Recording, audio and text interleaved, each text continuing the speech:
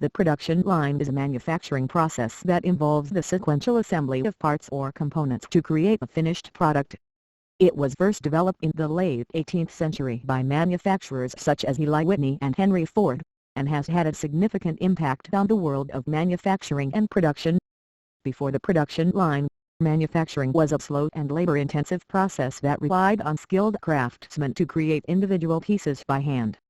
The introduction of the production line made it possible to mass-produce goods more quickly and efficiently, leading to increased productivity and lower costs.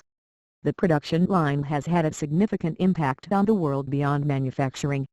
It has enabled the mass production of goods, making them more affordable and accessible to a wider range of consumers. This has contributed to economic growth and increased standards of living. In terms of improvement, there have been numerous advancements in production line technology and automation.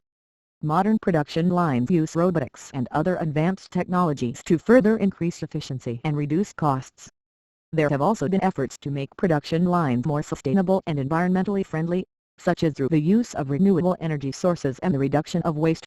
One potential improvement for the production line is the integration of artificial intelligence and machine learning.